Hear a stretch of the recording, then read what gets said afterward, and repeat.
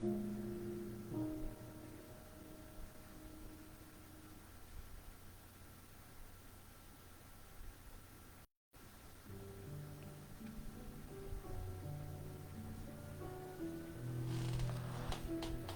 good evening, everyone. Once again, welcome to our Thursday evening look into the Holy Book Devotional. I am Charles Logan, your host. Honored to be with you and to share this time with you. So welcome, everyone, no matter where you are, and of course our online church too. Well, the subject of our devotional this evening is a time such as this. Now, sometimes God places his servant in a place and time just for the significance of that moment, which might very well be their primary mission anyway. Well, the history of the chaplaincy of the United States Senate is interesting. It's colorful and it's varied. It is well known that our founding fathers drew upon their Judeo-Christian ethics and morals when they designed our foundational documents.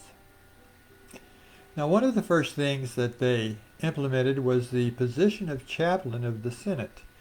Now, shortly after convening for the very first time, they recommended a committee to find a suitable pastor for the position. The first to be recommended was the Right Reverend Samuel Provoost, Episcopal Bishop of New York. Now, since the position has been created, it has now become an appointed office, having been selected by a vote of the House and the Senate. Now, as you would suspect, not all has gone smoothly for the chaplain. In 1970, New Jersey Senator Harrison Williams reminded his colleagues of James Madison's strong opposition when the post was created in 1793. Madison objected that there would be a possibility of discrimination against the smaller denominations such as the Catholics and the Jews. Interesting. Williams pointed out that since that objection was raised, the membership in both houses of Congress has comprised mostly of Catholics. Yet there has only been one Catholic chaplain appointed. Now, since then, however, James Kirkland was the first African American that was appointed in 1971. In 1948, Wilhelmina Rowland was the first woman. Wallace Muhammad was the first Muslim, and he was appointed in 1992. And Rajan Zed was the first Hindu, who was appointed in 2014. Certainly there has been an attempt to avoid discrimination among the denominations. And while there has been a rich history of chaplains and their influence in both houses, there is no doubt that the Senate is in particular need of spiritual guidance lately. Now, someone whose influence would be strong enough to get the focus back on Jesus Christ and the path on a reawakening of the need for the presence of God in our government. Now, while there have been some illustrious chaplains in the Senate, one stands out among all the rest, at least to me. Not just for his spontaneous message delivered to the United States Naval Academy graduates in 1941, but for his love for the Scriptures and for his desire to preach with sanctified imagination. He said to bring the message to life. Now, Peter Marshall said this about sanctified imagination. What we need to do is to take a passage of Scripture and so carefully and accurately reconstruct that context that the scene comes to life. we see it ourselves, and we take our listeners to the spot of imagination. We make them see and hear what happened so vividly that the passage will live forever in their minds and in their hearts. It's not very often that I spotlight the lives of individuals, but in this particular instance, Peter Marshall, Esther, and Martin Niemöller had a mission that was so on spot for their day and circumstance that it is also amazingly relevant for what we Christians are going through today. Now, before Peter Marshall's calling, his life was far from exemplary or notable, though today he is recognized as one of the most influential Scottish American preachers of the 20th century. But his work is mostly forgotten compared to his contemporaries such as Billy Graham and Billy Sunday and Martin Luther King, among others. Now, Peter Marshall was born May 27th of 1902 in North Lancashire, Scotland, which was then a poverty-stricken coal mining community. He was brought up by his mother and stepfather. When he was fortunate enough to enroll in college, he studied at Coatbridge College Technical School with an eye on becoming an electrical engineer. Yet he also felt this calling to be a minister. So he went to college during the day, he went to seminary at night, while also working in the coal mines. His progress was painfully slow, but God led a cousin to offer to send Peter to a seminary in the United States, where he graduated from Columbia Technical Seminary in 1931. There's little evidence that he stood out at the seminary, but there is an account that is recalled by a fellow seminarian regarding a style of preaching that Peter Marshall was particularly interested in. And that was preaching, once again, with sanctified imagination. Now, he explained to a fellow seminary student by the name of David Simpson what his take on sanctified imagination was. He said it was to create the historical setting of Scripture to evoke the memories of his listeners and associate their personal feelings with the meaning of the Bible passage. Now, he used illustrations to convey the meaning of Scripture. Then he used illustrations to create new relationships between the meaning of the passage and the current situation, affecting their lives, the lives of his listeners. We will return to that particular gift when he delivers a very special graduation message to the midshipmen of the United States Naval Academy. Now, as we step away from the life of Peter Marshall for just a moment, let's look again at some examples of how God calls his servants for specific missions. The most dramatic and memorable example, for we Christians anyway, can be found in the Old Testament, in the book of Esther. Now, we all know the story, but God orchestrated this event beginning way back in the time that the kingdom of Judah fell to the Babylonians under King Nebuchadnezzar. As a result of their sins and their failure to heed God's prophets, Jerusalem was destroyed along with the temple, and many of the survivors were taken captive into Babylon. Now, the Book of Lamentations is a collection of poetry written about the fall of Jerusalem and the forced removal into exile of God's people to Babylon.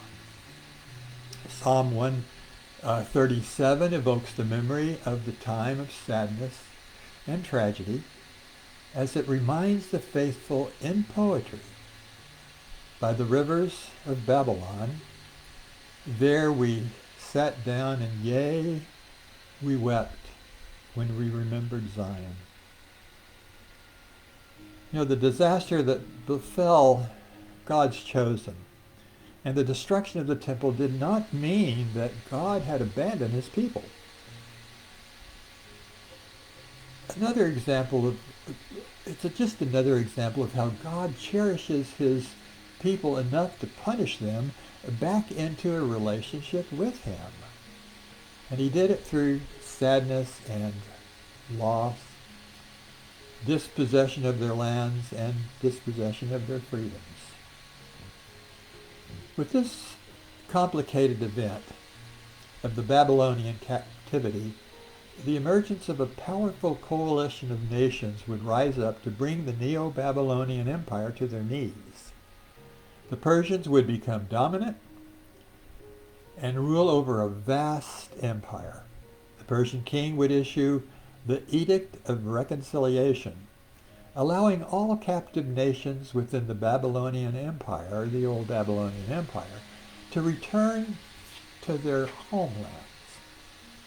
Now, as this event unfolds, Mordecai and his adopted daughter Esther remain in Persia, as he is an advisor to the king.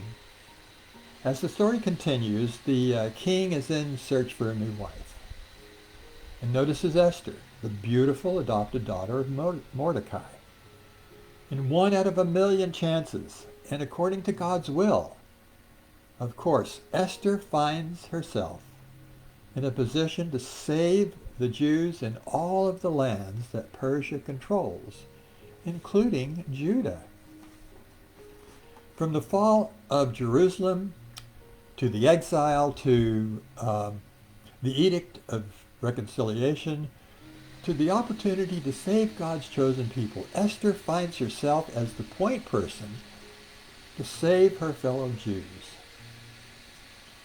Esther 4:14 reads, "If you remain silent at this time, relief and deliverance for the Jews will arise at another place, but you, your father's family, will perish. And who knows but that you have come to your royal position for a time such as this." You know, God moves in all of human events to further his will. He uses the least likely and sometimes the most well-known. He uses pagans and non-believers to bring his people back to an obedient, loving relationship with him. And sometimes he places someone in a position for such a time as he has willed. Unbeknownst to that person, that may be the primary mission in their ministry life. Now, a more contemporary example, let's look at Martin Niemöller, the German pastor who preached against Nazism. And virtually everyone has heard of Pastor Niemöller's profound words. They go like this. "First they came for the socialists, and I did not speak out as I was not a socialist. Then they came for the trade unionists, and I did not speak out because I was not a trade unionist. Then they came for the Jews, and I did not speak out as I was not a Jew. And then they came for me, and there was no one to speak for me." And they did, in fact, come for him. Now, Martin Niemöller was a prominent Lutheran pastor and German nationalist. He was a God-fearing man, but was also complex, dividing his loyalties between his love for Germany and his one-time support for the Nazi Party.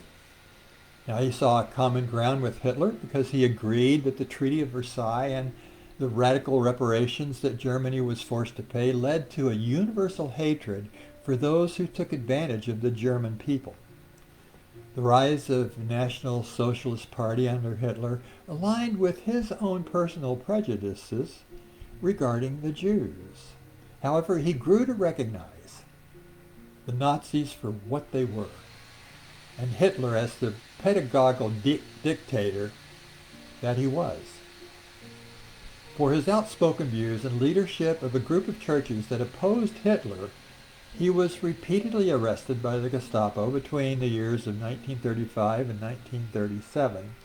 Because of his views, he was ultimately arrested and spent 7 years in German concentration camps. The last of those years were spent at Dachau. Now, Niemöller survived the war, having been liberated by the Italian forces, the Allied forces in 1945.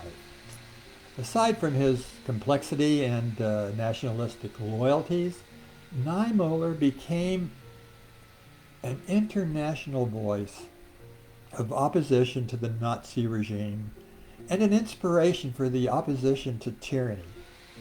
He stands today as someone who spoke up at the right time and who God brought to his position for a time such as this. You know, we began our time together this evening with another contemporary, Peter Marshall. As history looks back on Pastor Marshall, he's not well known or remembered now, but at the United States Naval Academy in Annapolis, he is remembered as someone who God placed in their midst for a time such as he is now fondly remembered.